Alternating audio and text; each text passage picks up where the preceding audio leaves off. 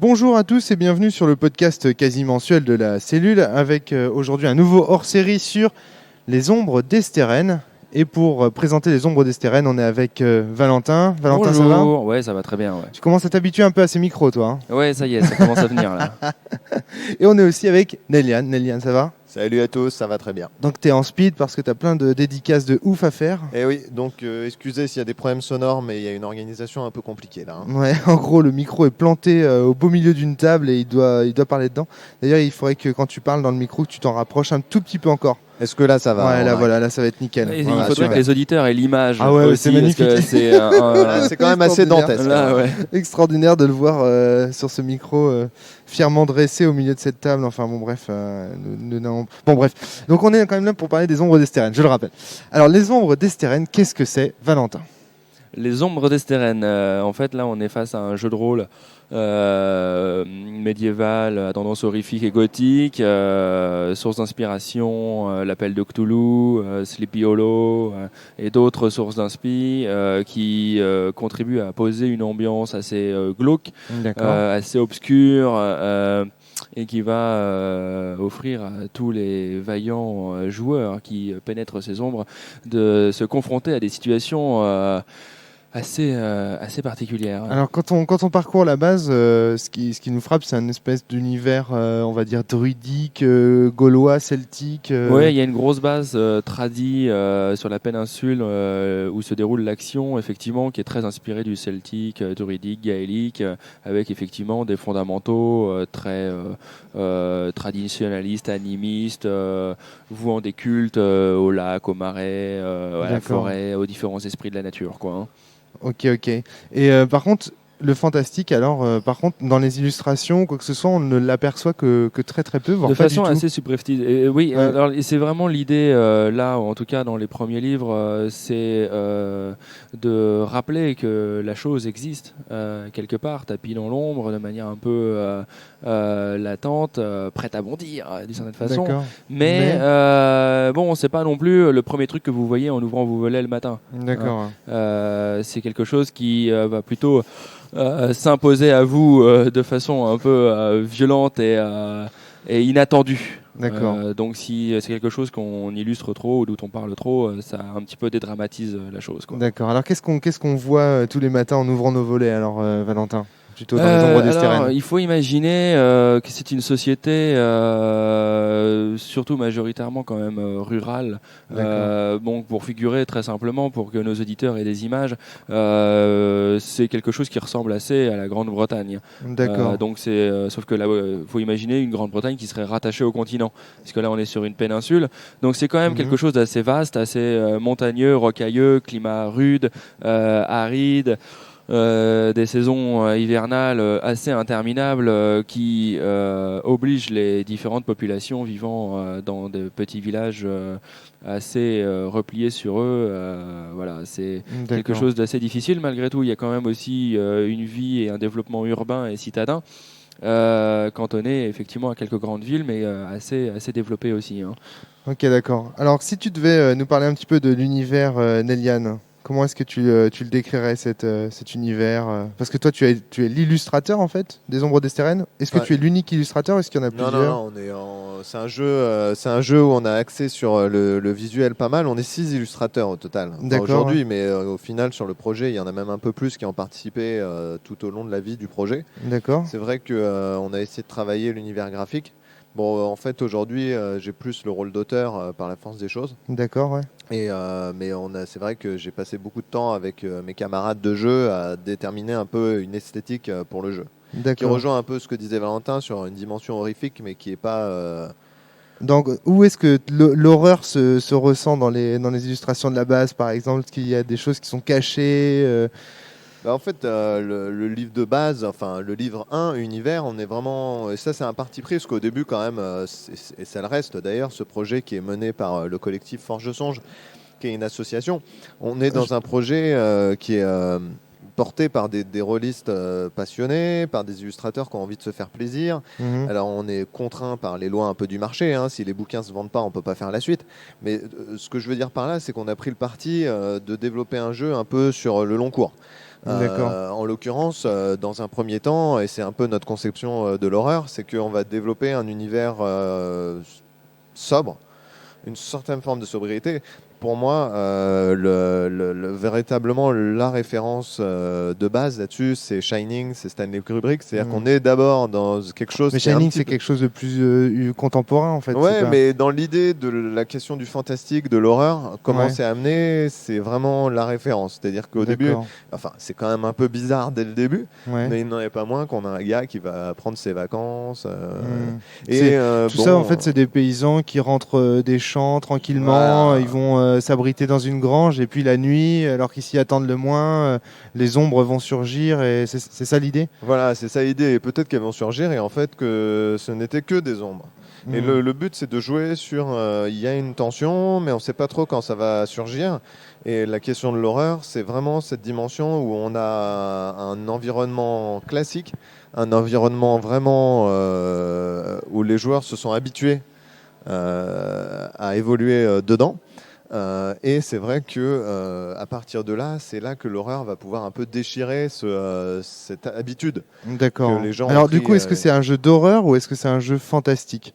Sachant tu vois, parce que si tu me dis que l'horreur est subrepticement intervient, ne se laisse, on peut toujours douter que qu'il y a eu quelque chose de paranormal ou de fantastique. Enfin, tu vois ce que je veux dire ? Est-ce que c'est effectivement, enfin, ça reste un jeu médiéval fantastique. D'accord. Si ce n'est qu'on pourrait entre guillemets le classer dans la low fantasy par plusieurs aspects, mais on est dans un jeu qui est fantasy, fantastique, de manière réduite. Mais c'est vrai que c'est une partie prenante de l'univers, mais on a plutôt voulu insister sur le côté horrifique et gothique entre guillemets de l'univers plutôt que son aspect médiéval fantastique. Alors son aspect gothique, Valentin, tu veux nous en parler ? Pourquoi gothique et médiéval et horrifique pourquoi tous ces mots associés ensemble ? C'est quelque chose qui contribue à l'esthétique du jeu. D'accord. À son ambiance d'une manière générale, mais c'est vrai que l'aspect esthétique est quand même très important. Il suffit de feuilleter les bouquins pour s'en apercevoir. Dans la mesure où les images en STRN constituent quand même un bon point de départ pour les émotions. D'accord. Ça participe, ce que tu vois, ce que tu ressens, c'est quelque chose de très lié. Et effectivement, l'expression gothique va surtout trouver son apogée dans les ombres d'Estérène à travers la magiance, d'une certaine manière. Qu'est-ce que c'est que la magiance ? Alors, la magiance, si tu veux, c'est une faction, on peut dire, dans les ombres d'Estérène qui développe un courant de pensée, une idéologie qui voue au progrès et à la science une absolue vénération, quoi. C'est des genres de super positivistes. Ouais, si tu veux, voilà, eux, ils vont partir du principe que l'humain ne peut pas survivre face à tout ce qui l'accable sans être un tout petit peu optimisé d'une certaine manière.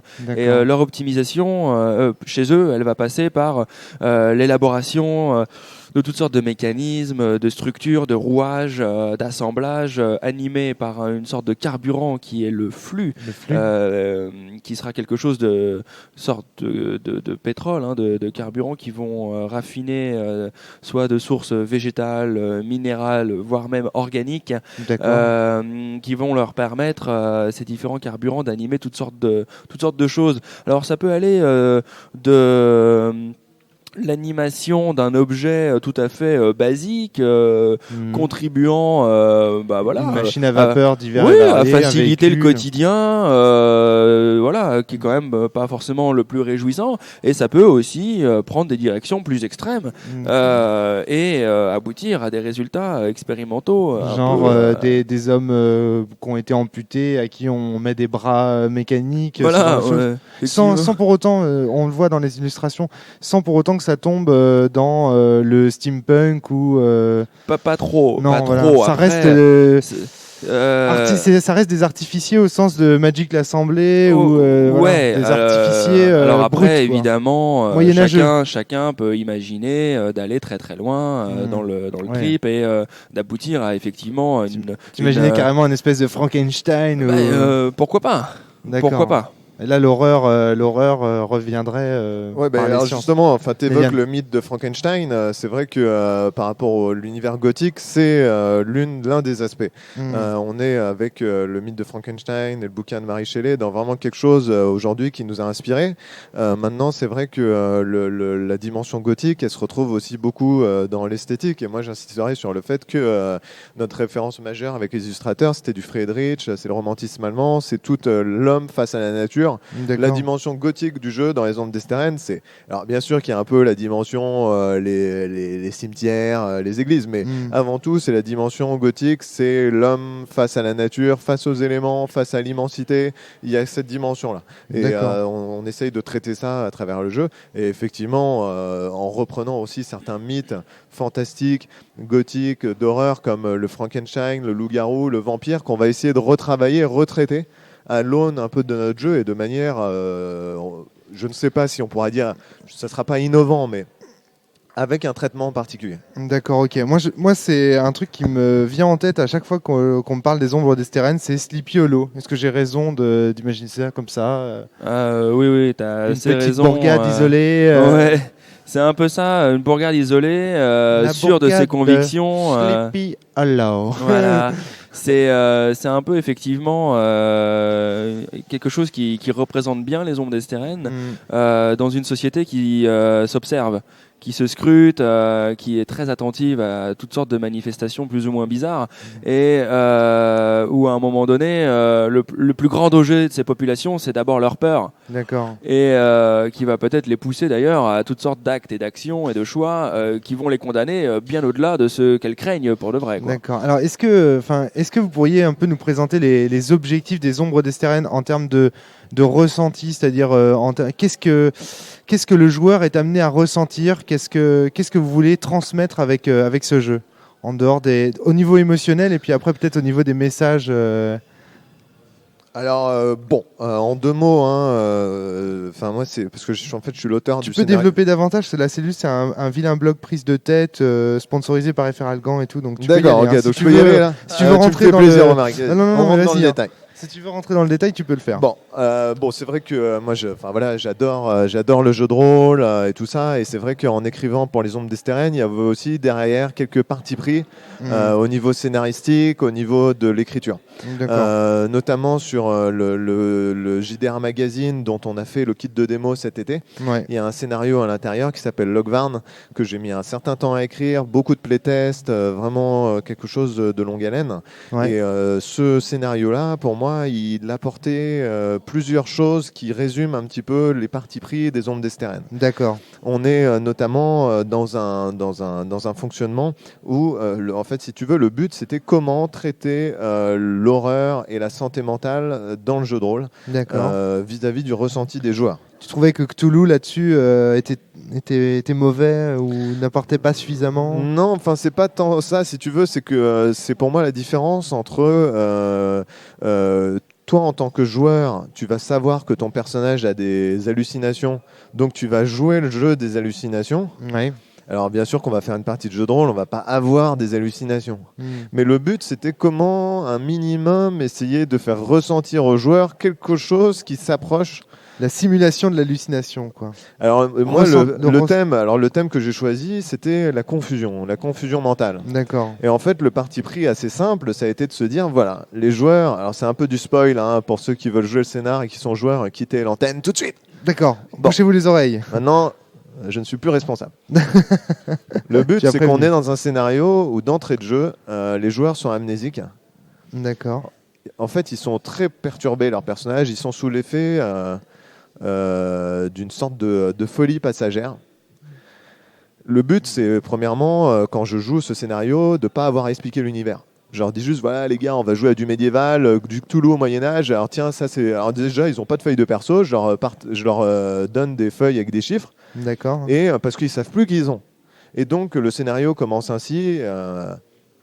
Vous êtes autour de vous, c'est une ruine, c'est le noir, il y a des carreaux d'arbalète, des flèches qui filent dans tous les sens, vous savez pas pourquoi vous êtes là, vous savez pas ce que vous faites ici. D'ailleurs, tu vois ton pote à côté, il a les cheveux collés au visage, la sueur, le sang, tu sais pas qui c'est, enfin si, ça te dit un truc, mais franchement tu sais pas. Il y a une sorte comme ça de dimension où les gens ils sont plongés dans l'action, ils sont plongés direct. In media res, comme on dit. In media res, exactement. L'intérêt, c'est qu'en fait les joueurs ils vont jouer ce scénario et après il y a une sorte de retour temporel un peu à la David Lynch, un truc un peu barré, et les joueurs en fait ils vont se rendre compte, ils vont comprendre cette scène en ayant rejoué le scénario entier. Et le but, c'est qu'en fait, les joueurs, ce qui est assez trippant, c'est qu'à la fin de la partie, quand ils ont joué cette première scène d'ouverture, ils étaient dans la confusion de leur personnage. D'accord. Ils jouaient pas. Voilà, mon perso, il a raté de la santé mentale, et il est confus. Non, il comprenait rien. Et les joueurs autour de la table, ils se regardent, ils disent on fait quoi? Je suis.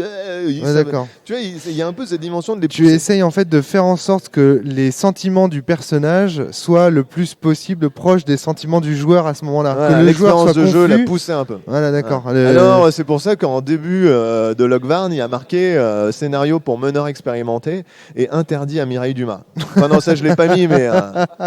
Non, mais. Non, mais après, non, mais c'est vrai que c'est un scénario qui est assez complexe à mettre en place et où il y a des partis pris. Où moi, en tant que joueur de gros rôlistes, c'est ça qui me fait triper aussi, quoi. D'accord, ok. Valentin. Mais franchement, c'est vrai que le parti pris à un moment donné d'essayer d'associer le joueur au personnage dans les émotions, les ressentis. De telle façon à ce que les choix du joueur qui impactent les décisions du personnage, forcément, à un moment donné, se mêlent. D'accord. Ça fait partie vraiment du jeu. Oui, c'est quelque chose qu'on essaye en tout cas d'organiser de la façon la plus efficace possible, la plus facile à mettre en place pour le meneur à travers les scénarios qui sont publiés. Il y a un certain nombre d'aides de jeu et limite de petits encarts qui soulignent. Excusez-moi les gars, mais c'est pas du tout ce qu'on ressent à la lecture ou en tout cas en feuilletant le bouquin des Ombres d'Estérène de prime abord. Mais c'est exactement pour ça, mon Romaric, t'as exactement compris pourquoi on l'a fait comme ça. C'est que le joueur, il va lire son livre de base, il va découvrir un univers médiéval où il y a une menace latente, il se passe un truc, et le meneur de jeu, il va le prendre à contre-pied. D'accord, pour moi, c'est aussi ça. Maintenant, vous jouez beaucoup sur l'effet de surprise en fait avec ce jeu. C'est-à-dire que quand on achète le jeu, on sait pas vraiment. Les joueurs ne savent pas en feuilletant le bouquin ce à quoi ils vont jouer ce soir. C'est exactement. Et si tu veux, ça reprend pour moi l'idée un peu du mythe de Cthulhu. Enfin, disons qu'un peu peut-être il y a un univers et puis il y a une espèce de mythe. Tout mais tu vois, quand tu joues à Cthulhu, autour de la table, tout le monde fait comme s'il allait découvrir le mythe, alors que tout le monde le connaît par cœur. Mais non, Cthulhu, c'est différent parce que c'est éculé comme univers. Mais mais dans l'idée, dans le mythe de Cthulhu, le but, c'est que tu as des investigateurs, et c'est ce que moi j'aime beaucoup aussi, c'est que tu as des investigateurs qui vont être confrontés à l'indicible et qui vont plonger dans la folie en comprenant des choses qu'ils n'auraient pas dû voir. Ou d'accord. Pas, hein. Mais le truc, c'est que là les personnages des Ombres d'Estérène ne sont pas des investigateurs, sont des pauvres airs sur qui tombe le danger. C'est des héros au sens plus classique du terme, c'est des gens qui vont être confrontés à des choses qui les dépassent et ils vont essayer avec leurs simples ressources humaines, c'est le système de jeu traite ça, c'est-à-dire ils n'ont pas de capacité surnaturelle, mais ils vont essayer d'encaisser des choses extraordinaires et avec leurs convictions de passer outre. Donc c'est des personnages effectivement normaux. Mais dans le lien avec l'appel de Cthulhu, c'est que là on est avec des joueurs autour de la table qui sauf quand le jeu commencera à avoir sa vie, que les secrets sont sortis, etc. On est dans un jeu où les joueurs ignorent véritablement le mythe des Ombres d'Estérène, si on veut aller par là. Oui, tout à fait, mais même en feuilletant le bouquin, on a du mal à voir le mythe, quoi. Justement, on achète un jeu horrifique et puis on se dit, tiens, c'est marrant, ça a l'air plutôt d'être un jeu traditionnaliste celtique, traditionnel celtique plutôt. Enfin, c'est vraiment assez étrange. Alors justement, bon, pour tous les enjeux que vous prévoyez pour ce jeu, tout le surgissement en fait de la confusion, de l'horreur, etc. Quel système porte toutes ces idées-là? Comment est-ce que par le système vous portez ou pas d'ailleurs cette idée? Est-ce que même le système est à ce niveau-là est comment dire Ça a été un gros travail. Ça a été vraiment un gros travail. C'est vrai que je fais attention. C'est la dédicace, Romaric. Je t'ai expliqué que c'était un peu compliqué. Oui. Bon. Alors, mais attends, tu m'entends là? Ouais, je t'entends bien. Le système de jeu, on l'a beaucoup testé et on avait vraiment à cœur qu'il puisse se rapprocher. On ne sait pas trop si c'est un échec ou une réussite. En tout cas, on avait fait du mieux qu'on pouvait. D'accord. Le but, c'était de mettre en avant certains aspects. Et pour te résumer la situation, le système de combat, il fait 3 pages. Le système de santé mentale, il fait 20 pages. D'accord. Okay. Donc, bon, de toute façon, mettre en place le système de santé mentale, c'était ce qui importait pour vous. Et la création de personnages aussi. Parce que là, à différence de Cthulhu, on est dans des personnages, enfin dans Cthulhu ça dépend du meneur, hein, mais les personnages sont pas censés claquer au tout venant. C'est des personnages qui vont évoluer, progresser, mais ils seront toujours aussi fragiles. On attend des joueurs qui soient assez prudents. Mais il y a une véritable ambition qu'ils puissent progresser. Mais il n'en est pas moins qu'ils restent quand même fragiles. Et au niveau du système de jeu, c'est vrai que ce qu'on a essayé de faire notamment, c'est de pousser le roleplay. Le fameux roleplay. Donc par un simple fonctionnement qui n'est pas forcément révolutionnaire ni rien, mais nous on a vraiment accentué là-dessus. C'est qu'il n'y a pas de caractéristiques physiques ou mentales à proprement parler. Dans les zombies stériles, il n'y a pas de force, constitution, nanana. Il y a plutôt des avantages et des désavantages. D'accord. Et si tu n'as aucun avantage ou désavantage, c'est que ton personnage il est dans la moyenne, on s'occupe plus de ça. On s'en fout, il est moyennement fort, moyennement intelligent, moyennement beau. Donc vous obligez pas vos joueurs à prendre des avantages et des désavantages? Non, c'est à la création, tu choisis si tu veux le spécifier un peu. Voilà, ton personnage, tu choisis il est fort ou gringalet, c'est qu'il aura des plus ou des moins sur ce qui implique la force. D'accord. Mais après, si tu ne prends aucun avantage ou désavantage, il est vraiment dans la courbe de Gauss, bien au milieu, tout va bien pour lui, voilà. D'accord. Par contre, il y a quand même des formes de caractéristiques, mais qui sont des caractéristiques de personnalité qu'on a appelées les voix, qui sont les grands axes de la personnalité du personnage. Ça c'est ce qui semble vraiment porter le jeu. Il est numéroté 1. Je vais laisser Valentin un peu en parler parce qu'il connaît bien le système, il l'a beaucoup joué lui aussi. Parce que c'est vrai que pour nous, le système des voix, et puis ça me permettra de continuer ma dédicace. Alors, effectivement, le système des voix qui distingue surtout les traits de caractère des personnages qu'on va jouer est quelque chose qui doit vraiment aider et permettre de faciliter l'interprétation de son joueur, de son personnage. Alors, il faut les prendre un par un, je pense, ces voix, ça vaudrait le coup de les décrire. Ouais, alors, tu as la voix de la combativité. La combativité, si tu veux, c'est l'état d'esprit combatif qui peut se traduire, si tu as un haut score dans cette voie, par un trait de caractère plutôt pugnace, obstiné, volontaire, acharné, qui peut aller jusqu'à l'acharnement, effectivement. Au contraire, si tu as une voie un score de combativité assez faible dans cette voie, tu vas avoir plutôt un caractère assez passif. Pas forcément de prise d'initiative. C'est un peu donc un haut score, c'est 5, un bas score, c'est 1. Voilà, c'est toujours numéroté de 1 à 5. Et au début, le joueur choisit 5, 4, 3, 2, 1. Voilà, où il répartit un pool de 15 points, ça dépend. Mais de toute façon, il y a toujours une forme de déséquilibre. D'accord, alors ça c'est la combativité. Alors ça c'est pour la combativité, sachant qu'effectivement la lecture du score est quand même laissée à l'interprétation du joueur et du meneur qui s'accordent ensemble à identifier la valeur du score. Ça veut dire que 5 en combativité. Par rapport à son histoire, par rapport au vécu du perso et tout. Ensuite tu vas avoir la voie de l'empathie, par exemple. L'empathie, c'est ta capacité à interagir et à réagir aux environnements qui t'entourent et aux autres, et notamment à leurs émotions, leurs sentiments, etc. À quel point est-ce que ton perso il est perméable à tout ce qui l'entoure à ce niveau-là? C'est-à-dire que si tu as un très haut score d'empathie, effectivement, tu vas être quelqu'un qui reçoit tout ça un peu au premier degré. Voir quelqu'un dans la misère et le désarroi, ça va te toucher, ça va te prendre au cœur, tu vas avoir les larmes qui montent, etc. C'est une forme de sensibilité qui va quand même avoir une certaine incidence dans la mesure où, à l'inverse, un faible score d'empathie, c'est traduit surtout par...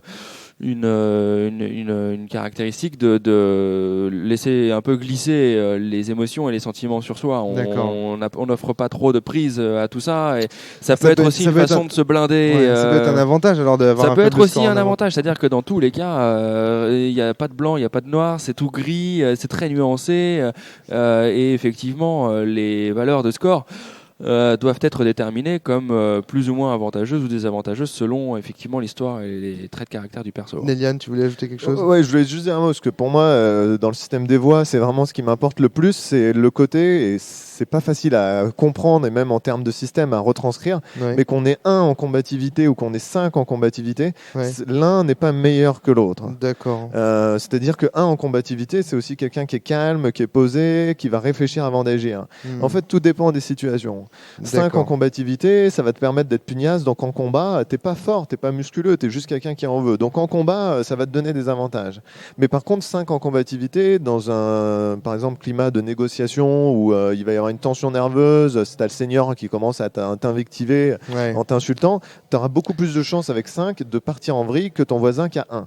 Et si le joueur qui a 5, il se la joue style modéré, calme, le meneur, il peut pousser son joueur à jouer vers le 5, il va lui demander un test de mise à l'épreuve. Parce qu'on a estimé que le revers de la combativité, c'était la passion. Et que la passion peut prendre le pas. Mais bon, ça, c'est quelque chose qu'on retrouve dans pas mal de jeux. Hein. C'est la question du revers, un petit peu aux choses. Hein. Donc, vous essayez de faire en sorte que, de toute façon, chacune de ces voix soit, lorsqu'elle est d'un bon niveau, un avantage, et lorsqu'elle est d'un faible, peut aussi se révéler être un avantage. Voilà, c'est vraiment intéressant quand tu distingues, quand tu crées ton perso, effectivement, c'est que vraiment, la lecture de ces scores de voix te permet de justifier toutes les prises de décision et les choix que va faire ton perso dans la mesure où ça va être vraiment raccord avec son état d'esprit. D'accord. Alors, donc la combativité, empathie, on peut parler de la créativité. La créativité, ça va être éventuellement ta capacité à pouvoir imaginer toutes sortes de choses. Si tu as un score de créativité qui est assez élevé, tu vas pouvoir avoir la capacité d'envisager un autre chemin que celui qu'on t'a désigné éventuellement. D'accord. De te dire, voilà, si on te dit c'est à droite qu'il faut aller, tu vas te dire, ouais, donc mais peut-être qu'à gauche il y a quelque chose de... l'imagination au service d'un plan, d'une stratégie, ou au service de la création d'un objet. C'est tout ça à la fois. C'est vrai que dans les Ombres d'Estérenne, ce qu'on a essayé de faire aussi, c'est un système qui laisse une libre part d'interprétation de chacun. La créativité, c'est ce que tu dis, mais c'est beaucoup de choses aussi, mais par exemple dans l'inverse de la créativité qui va être la capacité d'être original, la capacité d'imaginer de nouvelles choses. Alors ça donne une créativité à 1, j'ai du mal à voir ça comme un avantage. En fait c'est un avantage, c'est que imagine la créativité 1, c'est le bon soldat, c'est le gars qui est discipliné, c'est la discipline, c'est pas quelqu'un qui va chercher à toujours inventer un truc de nouveau, parce que ceux qui ont 5 en créativité, généralement ils sont chiants, style les auteurs de jeux de rôle, tu vois, ils veulent toujours faire leur propre univers et tout ça. Non mais tu vois un peu le caractère, mais en même temps c'est une qualité, je veux dire, c'est ce qui te pousse à créer des nouvelles choses. Sinon tu fais ce qu'on te dit. Par contre, t'as 1 en créativité, t'as ton lieutenant qui crève en pleine bataille, t'es là, je fais quoi, je suis en galère. Donc il y a un peu cette dimension. Et la créativité, en termes vraiment de défaut, c'est ce qu'on a appelé la subversion. Et c'est vrai que tu vas être dans un système de rébellion, d'indiscipline un peu systématique. Il va falloir toujours que tu fasses le contraire de ce qu'on te dit parce que t'as toujours ton idée. Donc bon. Ouais, d'accord. Okay. Mais après, bon, on a essayé dans le système de là, on le dit dans les grandes lignes, évidemment. Oui, bien sûr. Non, mais au contraire, je trouve que c'est intéressant parce que vous montrez aussi toutes les subtilités des voix. Alors donc on a vu. Voilà, tu voulais ajouter quelque chose? Non, on peut passer à la voie suivante. Effectivement, alors, la voie suivante, on peut évoquer la voie de la raison. La voie de la raison. Je l'aime bien. Ça. Voilà, tu l'aimes bien. Et je te laisserai elle est assez drôle. Je te laisserai intervenir pour compléter ce que je vais dire. Effectivement, la voie de la raison, c'est quelque chose qui est assez intéressant à évoquer dans la mesure où c'est quelque chose qui va se passer dans le crâne des persos. Quelle est leur capacité finalement, leur faculté à réfléchir, à concevoir, à élaborer toutes sortes de choses, faire des calculs, plus ou moins à se prendre la tête, la mémoire, la logique, toutes sortes de choses assez cérébrales. Maintenant, si tu as un haut score de raison, ça veut dire qu'effectivement tu vas avoir une inclinaison à te poser, à bien penser, à réfléchir à ce que tu fais avant d'agir, etc. Mais ça veut pas dire que la décision au final elle va être bonne. Là, tu peux mettre 3 jours à dessiner un plan complètement pourri. Alors c'est un peu ça l'idée. Imagine un petit peu l'ambiance, c'est que tu as ton personnage qui a 5 en raison, et c'est ce que je raconte aux joueurs pour qu'ils comprennent bien. Mais ça veut pas dire qu'il est intelligent, parce que tu peux prendre le désavantage bête. Donc en fait, tu réfléchis beaucoup, mais t'es un peu bête. D'ailleurs, ça arrive dans la vie, il y a des gens qui réfléchissent beaucoup, mais c'est pas pour ça qu'ils trouvent les bonnes solutions. En fait, ce sont des gens qui calculent énormément, maintenant le résultat du calcul n'est pas nécessairement le bon. Non, mais c'est vrai que c'est l'âne de Buridan, quoi. Celui qui va rester face à deux écuelles, une qui est pleine d'eau, une qui est pleine de bouffe, et il sait pas quoi choisir. Exactement. Et d'ailleurs, tu as bien saisi, Romaric, parce que le revers de la raison, c'est le doute. D'accord. C'est-à-dire que tu réfléchis trop et tu es toujours en train de jauger. L'anecdote aussi que je raconte là-dessus, c'est que imagine, tu es dans une forêt, tu as des bestioles qui te poursuivent, et puis devant toi, tu as un grand gouffre. Le gars qui a 1 en raison, c'est un spontané, il se pose pas de questions, il saute. Bon, le problème, c'est que le trou était trop grand et qu'il meurt. Mais le gars qui a 5 en raison, si son joueur il dit je saute, je dis non, tu sautes pas, tu tires un jet de mise à l'épreuve. Il faut qu'il fasse plus que son score. D'accord. Il rate, il va s'arrêter, il va se dire ah non, là il y a que 35% de chance que j'y arrive, est-ce que je le fais, est-ce que je le fais pas, résultat, il va se faire bouffer. Il se fait bouffer aussi. Bon. D'accord. Les deux meurent parce qu'on est dans un jeu sombre et horrifique. Mais enfin, d'accord, ok. Donc la raison et puis le dernier. Et alors, la dernière, l'idéal, la voie de l'idéal. C'est une voie un peu plus subtile dans son implication dans le jeu, dans la mesure où elle va mettre en scène la capacité des personnages à croire en quelque chose, à avoir des convictions profondes qui vont à un moment donné potentiellement être leur seul et unique salut pour ne pas sombrer dans la folie. Si ton personnage est contraint dans une situation particulièrement difficile pour lui, où il y a à peu près pas d'issue. De ce que tu me décris là, ça ressemble quand même énormément à la foi.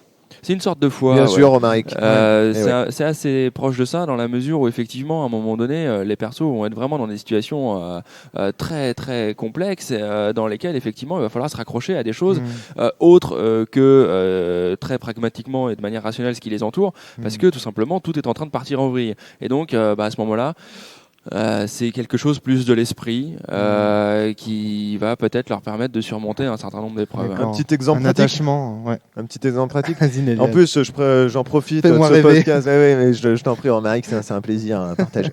Je profite de ce podcast pour faire une réponse en lettres ouvertes à certains de nos joueurs, mais que je comprends parce qu'ils nous disent ouais les gars, l'idéal ça sert à rien, ça implique pas dans les compétences. Et effectivement, toutes les autres combativité, ça implique le combat, la raison, la logique, la mémoire, ça implique certaines compétences liées à tout ça. Ouais. Mais l'idéal, on a décidé sciemment que ça n'avait pas d'implication dans les compétences, si ce n'est dans celles liées aux ceux qui sont liés à la religion. Donc justement. Les gens vous le reprochent parce que finalement, n'ayant aucune conséquence sur les caracs ou les compétences après derrière, on n'a pas trop l'intérêt de prendre cette... D'accord. Mais alors là... Moi, je vais vous faire comprendre rapidement l'intérêt. C'est que on a décidé que ça impliquait sur la santé mentale. D'accord. C'est-à-dire qu'un personnage qui a 1 en idéal, il sera beaucoup plus faible au niveau santé mentale que celui qui a 5. C'est un parti pris, c'est un choix, ça se discute ou pas. Ça se discute, ouais. En fait, l'idéal, ce qu'il faut bien savoir, ce que tu parlais de la foi, pour moi, c'est la question de la conviction. On peut croire en soi, on peut croire en Dieu, on peut croire en un code de chevalerie. Ce qui revient au même quand on Ce qui revient au même dans le fait. Quand tu as 5 en idéal, c'est juste que quelque chose, tu crois quelque chose et tu y crois très fort. D'accord. Imaginons cette scène. Tu t'es fait capturer par un horrible magéantiste qui va appliquer sur toi quelques expériences inédites. D'accord. Bon, admettons que tu es un prêtre du temple, tu as 5 en idéal. J'en peux plus. Disons que pour toi c'est une épreuve divine, sans doute que tu l'interprètes, tu lui donnes du sens. En fait la question c'est de donner du sens à ce qui t'arrive. C'est-à-dire que si tu as 5 en idéal et que tu es un prêtre du temple, c'est que tu connais ça toi. Et donc non mais je pense que c'est important. La question du sens c'est bizarre, je connais un jeu qui s'appelle Sens mais je sais pas trop qui c'est qui a écrit ça. Enfin, un connard. Et en gros le prêtre du temple il va juste dire que c'est une épreuve divine et je pense qu'au niveau santé mentale ça va vraiment le soulager. Ouais, non c'est clair. Un soldat par exemple qui va être là, il aura un code de chevalerie, il sait bien que le 5e amendement de son code de chevalerie, c'est tu ne pleureras pas dans quelles que soient les circonstances. Donc il se dit qu'il a appris ça toute sa vie, il va serrer les dents. Ouais. Mais un gars qui a 1 en idéal, c'est un philosophe, il prend un peu tout partout. Enfin, tu me diras, les philosophes peuvent avoir un grand idéal. Ouais, mais si tu veux, il y a cette dimension où tu as 1 en idéal, tu es assez free dans ta tête, tu prends un peu là où tu n'es pas forcément accroché à une vision du monde. Mais quand tu vas être attrapé par le magéantiste qui fait sur toi des expériences bizarres, la seule chose, c'est que tu es en train de te faire torturer et que tu vas crever dans quelques jours. Il n'y a rien de sens à tout ça. Je veux dire en fait que le 1 en idéal signifie un certain pragmatisme et que du coup si pragmatiquement tu souffres alors que l'idéaliste voit dans sa souffrance des choses beaucoup plus profondes. Il lui donne un sens, c'est-à-dire qu'il y a quelque chose à l'intérieur de lui à laquelle il peut raccrocher. C'est super intéressant cette caractéristique. Je crois que vraiment on pourrait en discuter pendant des heures. Elle est mal aimée. Elle est mal aimée. Elle est mal aimée et pourtant je trouve qu'elle est vraiment, elle fait partie de la moelle épinière et de la colonne vertébrale morale du personnage dans STRN, effectivement, comme tu le dis, Nel, c'est quelque chose de très rattaché à la santé mentale, et ce à quoi vont être confrontés assez rapidement un certain nombre des personnages. Et voilà, à un moment donné, c'est sa capacité à surmonter toutes ces épreuves psychologiquement, psychiquement, pour que effectivement, raccrochant un fil de pensée, de le mettre dans son schéma intérieur. En fait, on peut aussi se dire parallèlement que celui qui a beaucoup en idéal, c'est celui qui a une vision du monde très très bornée, très fixée, et donc du coup, dès qu'il va y avoir des événements paranormaux ou des changements dans sa vie de tous les jours et dans ses petits ordres, son petite organisation de vie, ça va totalement le perturber. Encore plus le faire souffrir. Tu vois ce que je veux dire? Ouais, je vois très bien. Et ça, c'est par exemple, imaginons quelqu'un qui est athée, qui apprend que Dieu n'existe pas. Ouais, voilà. Bon. Il va tirer, dans les ombres des STRN, il va tirer un jet de résistance mentale standard, 11. Parce que quand même, ça lui fait un petit truc. Il se dit, bordel, j'y croyais un petit peu. Mais bon. Le gars qui a 5 en idéal, lui, il va tirer un jet de résistance mentale très difficile. Il va à 25 que je vais le faire monter. Parce que son monde s'écroule. Et que donc, il risque fort...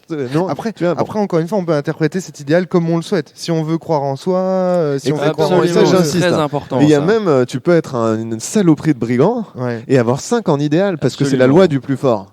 Et toi, l'homme et un loup pour l'homme, c'est ton truc, tu vois. Et t'y crois. Et l'autre, là, le magentiste qui fait des opérations sur toi, tu vas voir mon pote, t'as pas intérêt à ce que je survive parce que je vais te crever, je vais te chercher, et génération sur génération. Et donc, le gars, tu vois, il tient avec ça, il tient. D'accord, ok. Mais le problème, c'est que les joueurs, comme quand ils créent leur perso, ils doivent mettre un 1 quelque part. Ils font l'erreur de mettre le 1 en idéal. Néliane, la passion et la combativité s'en mêlent et tes dédicaces n'avancent pas là. Ouais, je sais. Bon, je pose le micro. Mais vraiment, tu me lances sur un sujet aussi où. Voilà.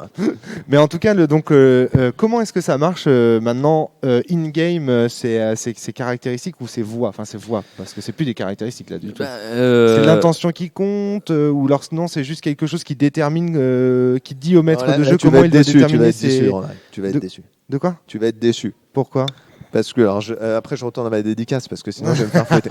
Alors, juste un mot là-dessus, après, Valentin complétera s'il en a envie. Si tu veux, basiquement, les voix, le score des voix s'ajoute à ton score de compétences. D'accord. Et tu dois dépasser un seuil. Par exemple, je sais pas, érudition, il y a 16 domaines dans les ondes des sirènes, c'est un système à la louche. D'accord. Il y a le domaine d'érudition, c'est la culture générale. Si tu as 5 en érudition, tu sais des trucs un peu sur tout. Voilà, on se prend pas la tête. Okay. Et donc, si tu as 4 en raison, c'est que tu as de la bonne mémoire. Donc, tu ajoutes ton 4 à ton 5, ça fait 9. Ça, c'est ce qui détermine les compétences. Mais tu disais tout à l'heure un truc très intéressant. Tu disais, oui, mais moi, en tant que maître de jeu, quand je vois quelqu'un qui a 5 en raison parce qu'il croit en Dieu, je vais lui fixer une difficulté supérieure. Est-ce que ça, c'est dans la base? Est-ce que c'est dans les règles du jeu ou c'est toi qui les interprètes comme ça? C'est la question du seuil de difficulté. Le seuil de difficulté d'une action, il est à définir par le meneur selon tout un sorte de contexte qui est très très difficile en termes de... Et donc, du coup, est-ce que vous donnez des règles pour évaluer ce contexte ou non? Il y a des exemples. Il y a quelques exemples, mais il faut quand même dire que c'est laissé une certaine libre appréciation des meneurs. Parce que du coup, si les voix étaient vraiment, si les voix déterminaient vraiment la difficulté, tu vois, elles auraient encore plus d'impact, encore plus d'importance. Je comprends, mais c'est vrai qu'après, alors ça, c'est aussi. Ça peut pas être quelque chose à faire, ça pour un Si, supplément. sans doute. Non, mais en plus, c'est vraiment intéressant ce qu'on est en train d'évoquer là. Je pense que ça serait vraiment pertinent dans l'optique du jeu. Aujourd'hui, ce qu'on a développé simplement en termes de règles pures et dures, c'est les jets de mise à l'épreuve. C'est très simple, c'est que tu dois faire plus que ta voix avec un dé de 10. Donc si tu as 5 en combativité, tu dois faire 6 et plus pour ne pas sombrer dans ton travers, la passion. Maintenant, chaque voix a son truc. Mais après, là, ce que tu dis, je pense que ce serait vraiment intéressant, par exemple, notre discussion sur l'idéal, de donner ces exemples-là. Bah ouais, carrément. Mais bon, ça peut être, après, je pense que c'est aussi le plaisir de chacun. C'est pas non plus peut-être un jeu qui a pour vocation de faire réfléchir sur les enjeux moraux, c'est peut-être plus de ressentir des choses à travers la fiction. Enfin, je sais pas. Franchement, chacun le joue comme il veut. Pour moi, les ombres d'Estérène, c'est un jeu d'idéologie. C'est-à-dire qu'on a de l'idéologie traditionnelle, le monde tel qu'il était avant, il faut le maintenir. On a l'idéologie monothéiste de la religion, on va dire inspirée de la chrétienté, et on a le côté de la science. Et pour moi, c'est un combat entre ces différentes visions du monde. D'accord. Mais après, c'est moi de la façon dont je joue. En fait. Oui, après, c'est on a puisé, mais après, chacun joue comme il veut. Là. Et ça, est-ce que le système le met en place ou non? C'est juste l'univers et les enjeux des scénarios qui mettent ça en place, cette espèce de conflit entre ces trois puissances en présence. Oui, c'est surtout le scénario, la manière du meneur d'amener les choses, etc., etc. Le système, lui, il est juste là pour faire en sorte que tout se passe de la manière la plus simple, la plus évidente, la plus fluide. Et après, clairement, les enjeux, ils sont pas traduits dans le système de jeu. Roleplay en tête, quoi. Roleplay en tête, pas d'optimisation des personnages. Le combat, enfin moi, ce qui me surprend dans l'affiche, c'est qu'au final, quand on regarde l'affiche des Ombres d'Estérène, le combat il est au dernier plan. C'est-à-dire que c'est vraiment pas l'accent qui est mis. Je veux dire, la plupart des jeux de rôle dans le commerce ou autre, le système de résolution ne sert souvent qu'au combat. C'est 50% de l'affiche, c'est du combat. Or là, sur les Ombres d'Estérène, c'est quoi? Il y a une caractère de combat, il y a combativité, une voix et une caractère de combat au corps à corps. C'est tout. Ça, donc c'est quand même, on voit que l'accent est mis sur la politique, la socialisation des personnages, la société dans laquelle ils vivent. Ah oui, là il y a un parti. De toute façon, le combat est très rapide dans les Ombres d'Estérène, et c'est aussi le côté mortel qui vient soutenir le côté horreur. C'est-à-dire que comme les joueurs, et encore hier soir, on en a vu une traduction, parce qu'on a joué. Tout simplement, il n'y a aucun combat pendant toute la partie. À la fin, il y a un combat, mais le combat, il est ultra violent. En 2-3 rounds, si on parle comme ça, les gars, ils sont explosés. Mais en même temps, se battre avec un type avec une hache d'arme au corps à corps... Et donc tu vois, il y a voilà. Tout ça pour augmenter encore cette tension et cette peur des ombres. Ouais, ça participe à la tension et à la pression, la fragilité de l'être humain. Effectivement, d'insister sur le caractère fragile des individus qui sont incarnés dans les Ombres d'Estérène, où effectivement, il ne faut pas négliger toute la partie psychologique et mentale qui peut les renforcer ou les affaiblir, et que finalement, la partie purement, strictement physique d'une traduction de combat à l'épée ou d'autres styles d'armes, c'est des résolutions assez expéditives où finalement, à peu de choses près, tout le monde se vaut, quoi. D'accord. Alors s'il n'y avait qu'une seule chose à garder entre guillemets des Ombres d'Estérène, Valentin, qu'est-ce que tu préfères dans cet univers? Une seule chose? Non, enfin pas une seule chose, mais disons un aspect de l'univers des Ombres d'Estérène qui te fait le plus triper. Pas facile. C'est difficile, c'est tout, c'est l'ensemble c'est la cohérence de l'univers en général qui te fait. C'est quelque chose dont tu avais l'air d'insister beaucoup sur la magiance quand on en a parlé. Non, parce que pas spécifiquement. C'est quelque chose qui est facile à mettre en scène parce que c'est assez évident. Il y a une traduction esthétique et graphique qui accroche bien. Et voilà. Maintenant, je pense que les subtilités des Démortels et du Temple sont absolument au même niveau en termes de qualitatif pour moi et d'intérêt de jeu.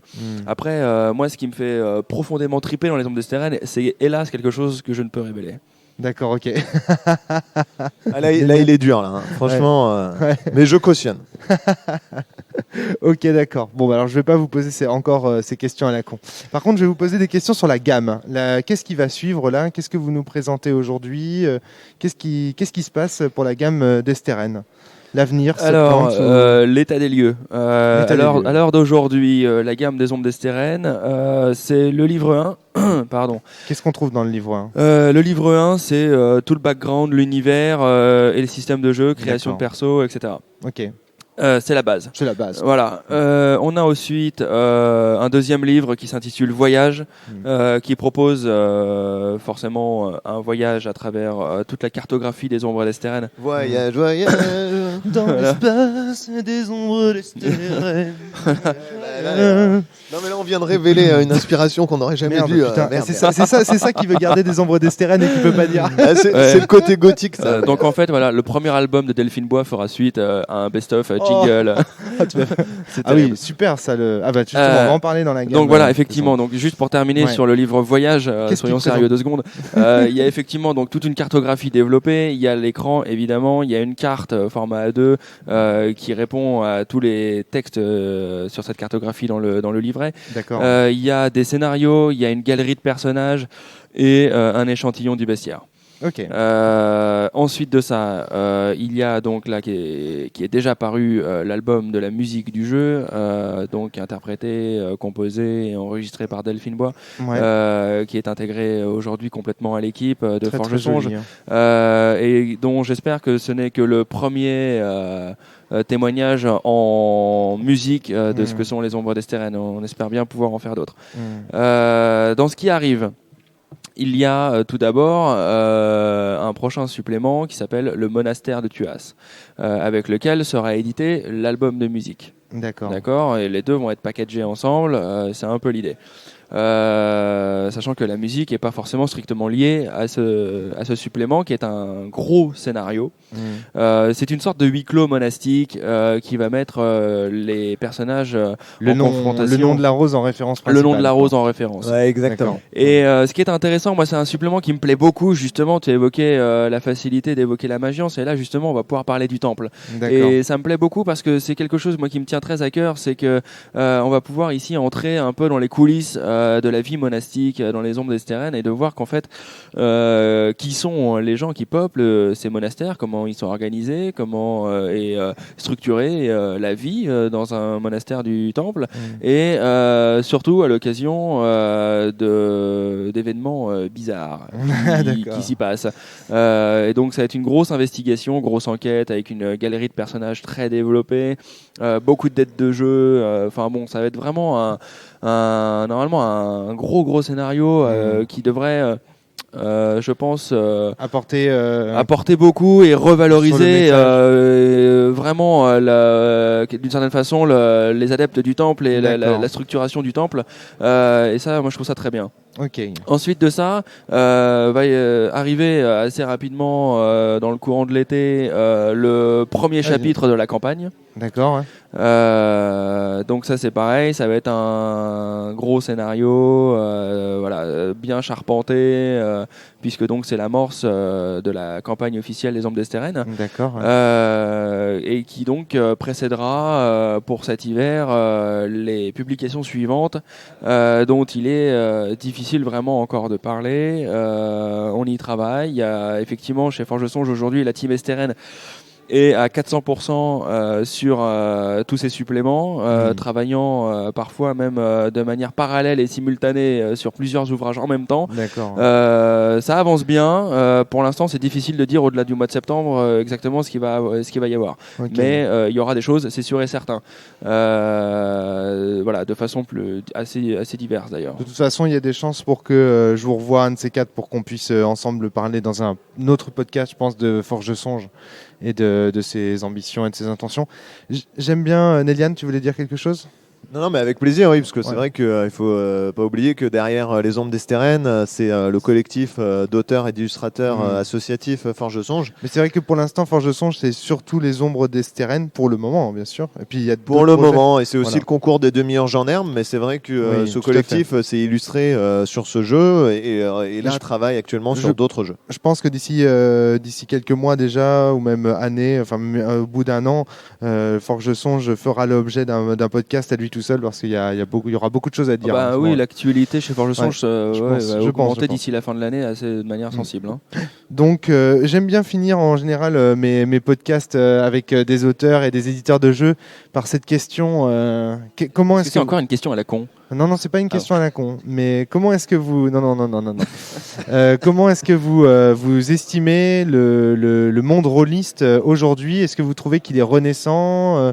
Est-ce que pour vous, éditeurs, vous y retrouvez, ou comment ça se passe à ce niveau-là? Alors là, moi, je vais te répondre. Donc, qu'est-ce que vous en pensez? En ma qualité d'éditeur des Ombres d'Estérène. Donc Agathe, c'est ça? Agathe RPG. Agathe RPG, d'accord. Mon point de vue et mon sentiment aujourd'hui, moi, sur le jeu de rôle et la pratique de ce loisir, il est assez enthousiaste. D'accord. Assez optimiste dans la mesure où je trouve que c'est un milieu très dynamique, très vivant, dans lequel il se passe énormément de choses. Ce qui me plaît au-delà de ça, c'est que c'est un média, le jeu de rôle, qui implique une présence, une vraie participation. On est quand même dans une époque et une société où tout se dématérialise. Où les interfaces nous éloignent de plus en plus les uns des autres. D'accord. Et ce que je trouve extraordinaire avec le jeu de rôle, c'est de prendre le contre-pied total de cette tendance. C'est de dire, voilà les gars, vous avez un bouquin. Et si tu l'ouvres pas, si tu le lis pas, si tu écris pas des histoires et si tu les fais pas jouer avec tes potes, il se passe rien. Et ça, c'est quelque chose moi qui me plaît beaucoup, et de constater que moi c'est mon point de vue à travers les ombres d'Estérène, mais je pense que voilà, c'est quand même quelque chose aussi quand même d'assez global sur un certain nombre de jeux. Il y a vraiment un vrai dynamisme, quelque chose où on sent une demande, une attente, une envie de la part des communautés rôlistes de découvrir de nouveaux univers, de se lancer dans des nouveaux challenges, des nouvelles aventures. Et c'est vrai qu'en tant qu'éditeur, c'est un vrai plaisir que d'y participer et donc toi tu dirais le jeu de rôle c'est une goutte d'activité et d'imagination dans un monde de passivité et voilà, on a tendance aujourd'hui à tout recevoir déjà pré-mâché, préconçu, déjà réfléchi à votre place, on vous dit ce qui est bien, on vous dit ce qui est pas bien. Là, ce qui est intéressant, c'est qu'il y a une vraie démarche d'impliquer les joueurs, meneurs et joueurs confondus, et de leur dire, nous, on a préparé quelque chose, et qu'est-ce que vous allez faire de ça? Et ce que ça va devenir, c'est ce que vous allez en faire. Et c'est quelque chose, moi, qui me semble très intéressant dans une époque où, en particulier, le jeu vidéo explose totalement. Ouais. Le jeu vidéo, ce qui est intéressant, c'est que on vous donne l'impression que vous allez pouvoir faire des choix, que vous allez avoir effectivement un rôle à jouer. De dire je peux aller à droite ou je peux aller à gauche, je peux sauter, je peux tirer. Je trouve ça illusionniste. Mais en fait, c'est totalement faux. D'une certaine manière, de toute façon, la seule chose que vous pouvez faire pour contrarier un petit peu ce que les éditeurs du jeu vidéo auraient décidé à votre place, c'est de poser la manette et de pas jouer. Et là, évidemment, vous déconstruisez le process. Par contre, si vous voulez jouer, à un moment donné, vous allez vous apercevoir que dans la plupart des jeux, le chemin est tout tracé. Ça dépend vraiment des jeux. Aujourd'hui, il y a quand même un développement des jeux bac à sable. Tu prends des jeux comme Fallout. Mais t'as quand même. J'ai joué à tous ces jeux, je les ai tous finis. Et évidemment, j'y ai pris énormément de plaisir parce qu'effectivement, ils repoussent les limites du jeu vidéo très très loin. Et c'est très ambitieux de leur part. Et vraiment, c'est des démarches à saluer. Mais c'est clairement pas la tendance. D'accord. Des jeux comme ceux-là, t'en as 3 à 4 sur la masse de jeux produites à l'année. C'est vraiment une infime partie. Parce qu'ils sont énormes, en termes de coûts, de production. C'est énorme à produire, c'est quelque chose de totalement surdimensionné. Et ce qui est intéressant, c'est que on peut réussir plus ou moins le même résultat et finalement le même rendu avec le jeu de rôle à des coûts moindres. Et quelque part, moi, la frustration que j'ai, je vais te dire, en jouant à des jeux comme Elder Scrolls, Fallout et toutes ces gammes de jeux vidéo, c'est que je suis tout seul derrière mon écran. D'accord. Tu vois ce que je veux dire? Bon, après, tu as des multijoueurs aussi. Il y a aussi des jeux multijoueurs, mais c'est pas pareil. Je suis quand même derrière mon écran. Et ce qui me fait délirer, moi, avec le jeu de rôle, c'est que, à un moment donné, tu as des gens autour de la table avec lesquels vraiment tu peux interagir, vivre quelque chose, et où la part de l'imprévu et de l'instinct et de l'improvisation peut vraiment jouer son rôle aussi. Un truc aussi qui me fascine moi, par rapport au jeu de rôle vis-à-vis du jeu vidéo, c'est que dans le jeu de rôle, chacun imagine des choses différentes. Tu vois ce que je veux dire?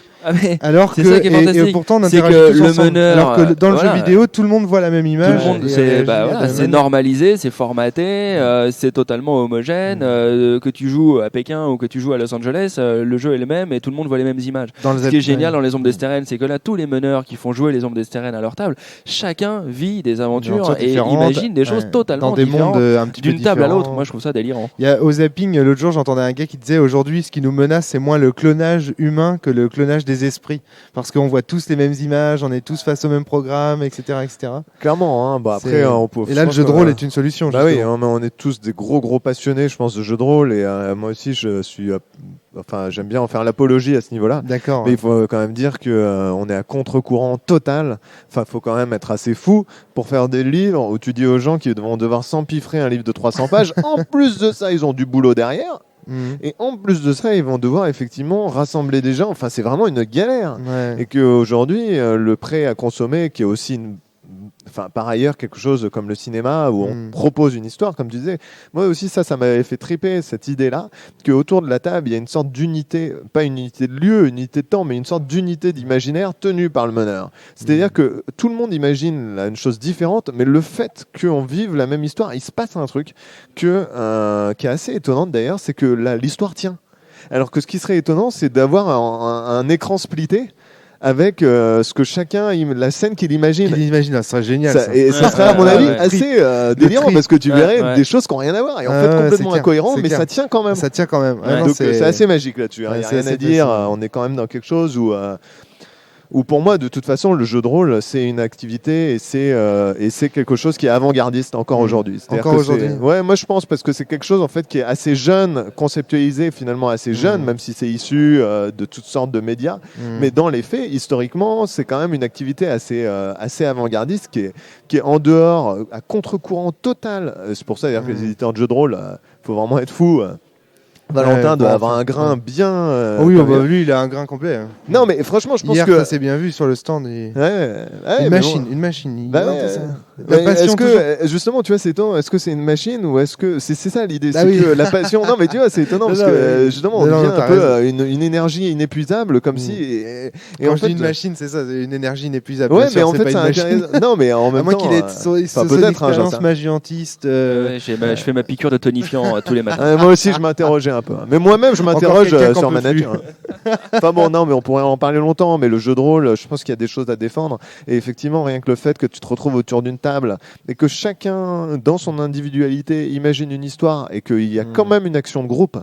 Il y a quand même là quelque chose qui est assez rare. C'est quelque chose d'intime qui est partagé en fait par une communauté. Et tu le retrouves pas. C'est exceptionnel. Tu le retrouves quoi. Ouais, et c'est ça, c'est à la fois intime et collectif. Et c'est quelque chose que tu retrouves un peu avec le cinéma, par exemple. Quand tu vas voir ton film au cinéma, tu vois ton film.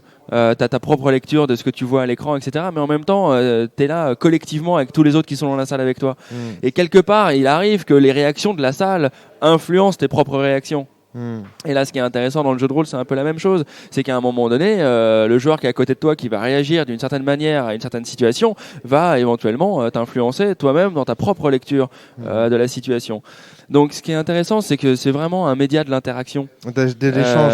Voilà, c'est un média de l'échange, c'est un média du discours, du dialogue. Et moi, je trouve qu'à l'heure d'aujourd'hui, c'est quelque chose d'absolument essentiel et décisif. Et aujourd'hui, dans la société, tu le trouves important. Tu trouves qu'il prend un essentiel, mais essentiel, parce que si tu regardes bien aujourd'hui, nos parcours sont quand même de plus en plus ultra formatés et on ne te laisse pas le choix d'improviser, etc. On brise ta créativité d'une certaine manière, on la bride, tout du moins. Et aujourd'hui, ce qui est intéressant avec un média comme le jeu de rôle, c'est surtout lâcher la bride, les gars. Allez-y, quoi. Et si nous, modestement, on peut contribuer à ça, effectivement, c'est notre plus grand bonheur. Moi, aujourd'hui, je constate une chose à travers les Ster Tours, de se déplacer comme ça, dans les boutiques, dans les salons, les conventions, les festivals. C'est quoi ? C'est de voir les gens. C'est de voir qu'effectivement, quand on est là, derrière notre table, à gratter du papier, à discuter, à refaire le monde, faire des dédicaces, à faire des dédicaces, voilà. Ouais, j'y suis là. Voilà. Allez, courage. Hein. Allez, courage. C'est surtout ce qui est génial, c'est de se dire aujourd'hui on est à Caen, l'autre jour on était à Rennes, bientôt on sera à Rouen, on était à Cannes, on a fait. Enfin bref, qu'importe l'endroit où on est, si tu veux, on a en face de nous des gens, des individus, on sait pas trop qui c'est. Hein. Ils ont leurs histoires, leurs aventures, leur parcours. Mais à un moment donné, il y a quelque chose qui les rassemble, quelque chose qui fait qu'ils se retrouvent là, dans ces salons, ces conventions, à faire des parties jusqu'au bout de la nuit, à s'imaginer des trucs, à créer des univers et des mondes parallèles. Et à un moment donné, le dénominateur commun de toute cette profusion d'imaginaire, c'est qu'ils passent du temps ensemble. Voilà, parce que ça peut être du futuriste, du médiéval, du western, quel que soit le contexte et l'univers, les images, si tu veux, qu'on va fabriquer, il y a un truc qui change pas, c'est qu'il y a un meneur et des joueurs. Et que c'est des gens. Qui à un moment donné quoique j'en connais certains qui veulent faire sauter le meneur. Hein, non, c'est pas. Il y a déjà des jeux qui existent dans lesquels le meneur de jeu n'existe pas, lui. Par contre, ça existe déjà. Il y a des jeux d'anarchistes qui sont développés sur la forge. Hein, allez, vous avez encore bien du boulot, les gars. Hein, allez. Au niveau des dédicaces et tout ça là. Peut-être, mais au niveau aussi de la connaissance des jeux de rôle, effectivement, il y a des jeux sans MJ déjà. Et il y a des jeux sans joueurs aussi. Ah bon? Ouais. non, donc le jeu joue tout seul avec lui-même. Le prochain bouquin qu'on va faire, c'est un livre vierge. Regarde Sweet Agatha par exemple, le premier jeu de la boîte à eux. Dans Sweet Agatha, tu joues tout seul face à ton bouquin. C'est un bouquin qui t'invite à créer ton histoire tout seul. Là, ça devient limite. Si tu veux, on peut même se poser la question de savoir si c'est un jeu ou pas. Bon. Oui, enfin, la première chose à laquelle je pense quand tu me dis ça, c'est bien sûr les livres dont vous êtes le héros, hein, où quand même tu construis une histoire interactive. C'est vrai. Mais bon, après. L'histoire est déjà écrite, c'est un petit peu comme dans un jeu vidéo, mais en texte. Ouais, tout à fait. Bon, et encore une fois, le débat, il est pas là, les gars. Hein. On a déjà fait un podcast là-dessus en plus sur Sweet Agatha. Bon, allez, on va laisser nos auditeurs. Je pense qu'on a déjà passé pas mal de temps ensemble. Merci à toi, Romaric. De rien. Ça me fait vraiment très plaisir de vous accueillir ici puis de vous entendre parler passionnément de jeux de rôle. Maintenant, il faudra qu'on joue ensemble, hein, parce que c'est ça qu'on se disait aussi. On en parle. On peut pas jouer ensemble pendant les conventions, c'est ça qui est rageant. Donc ça, c'est un appel aux orgas. On aimerait organiser une convention où tous les auteurs sont les joueurs. Mais comme tous les joueurs sont un petit peu auteurs aussi, c'est les stands. Moi, ça me paraît pas mal. Ça, on ferait une inversion. Tu fais le salon négatif, c'est-à-dire que c'est les joueurs qui tiennent les stands. Et les auteurs et les meneurs qui font les parties. Ce serait assez énorme. Dans le jeu de rôle, il y a plus de créateurs de jeux que de joueurs, hein, de ce que j'ai entendu dire. Hein, mais après, ça se discute. Hein. Bon, allez, on va peut-être pas monopoliser l'antenne. Hein. Non, mais de toute façon, il n'y a pas d'antenne. Tu l'écoutes quand tu veux, ce truc, donc ça va. Allez, à bientôt tout le monde. Au revoir. Salut à bonne tous. continuation. Bien. Longue vie aux ondes d'Estérène. À bientôt. Bye. À bientôt.